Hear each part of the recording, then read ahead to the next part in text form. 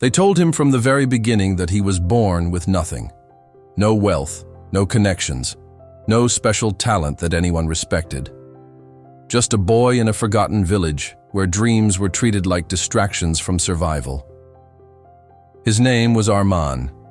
He grew up in a small house built from cracked mud walls and a roof that leaked every time the rain came. When storms arrived, dripping water became part of life, a reminder that comfort was for others, not him. His father worked exhausting labor jobs from sunrise to night, bringing home barely enough food. His mother stitched clothes under weak light until her fingers became stiff and sore. No luxury, only endurance. As a child, Arman learned something most children never have to. Life does not care about fairness. It continues regardless of whether you are ready or not. At school, he was invisible, underestimated quietly. His uniform old, shoes repaired, books softened. Some classmates laughed, believing people like Arman were not meant for greatness. One boy said, "People like you don't become anything important." Arman didn't respond. Not because it didn't hurt, but because he understood. People repeat what they believe, not what is true. Instead of arguing, he started observing. While others joked, Arman focused on patterns. He noticed some worked harder but stayed poor, others moved forward with less effort. He wanted to understand. Every night, after helping his parents, he studied under a dim light. No tutors, no guidance, only curiosity. He read whatever he could find. Old textbooks, discarded notes, borrowed materials from school. He wasn't studying to pass exams, he was studying life. He wanted to understand one question: why do some people escape limitation while others remain trapped inside it? Years passed like this, slowly, repetitively, sometimes painfully. There were nights when hunger made it difficult to focus, days when exhaustion made even simple tasks feel heavy, moments when hope felt like something distant, like a story told to comfort children.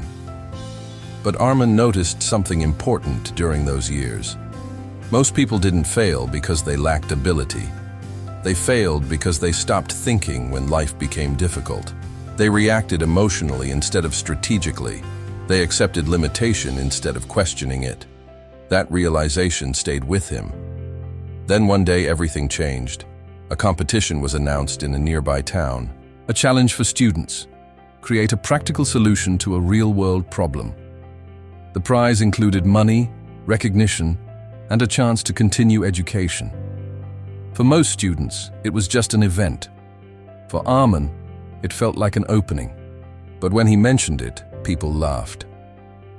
You don't have the resources. You don't have proper tools. This isn't for people like you.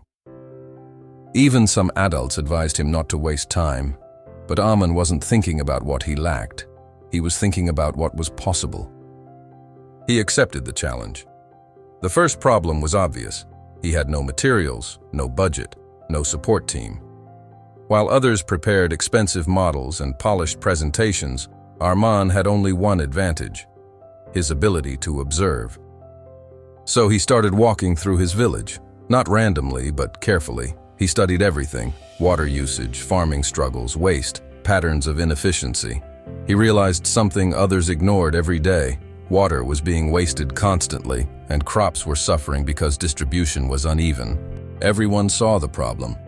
But Arman saw a question inside the problem. How can this be improved using what already exists? That question changed his direction. He began collecting discarded materials: broken pipes, empty containers, unused metal pieces.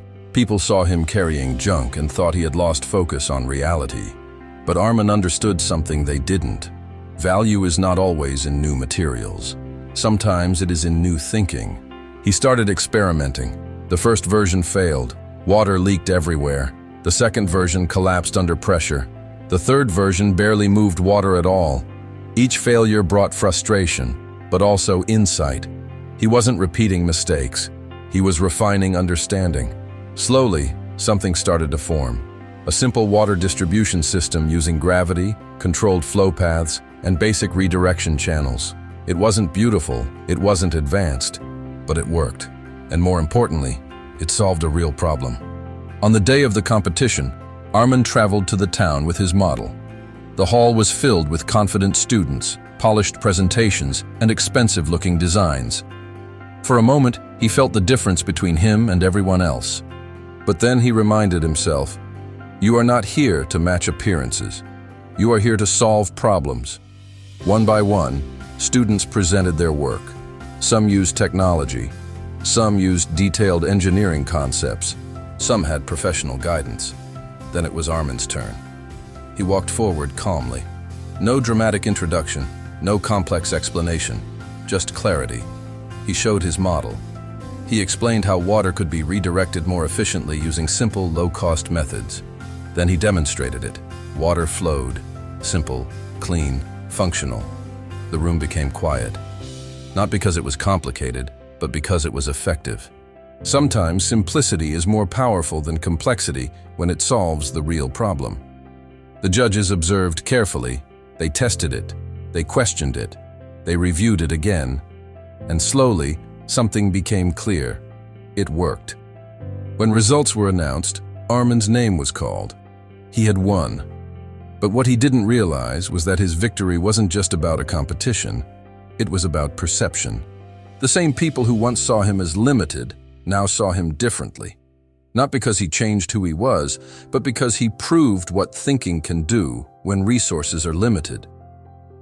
After the event, people asked him how he managed it. He simply said, "I didn't focus on what I didn't have. I focused on what I could use." That answer stayed with many people longer than the competition itself. But Arman's journey didn't end there. Winning was not the destination. It was only the beginning of understanding something deeper about life. Because after that moment, he realized a truth most people never fully grasp. Life will always give limitations, but it also always gives tools inside those limitations. Years later, Arman moved beyond his village, not because his circumstances suddenly became easy, but because his thinking became stronger than his environment. He began working on real-world solutions, helping communities improve systems, and solving problems others ignored, not through force, not through privilege, but through observation, adaptation, and intelligence.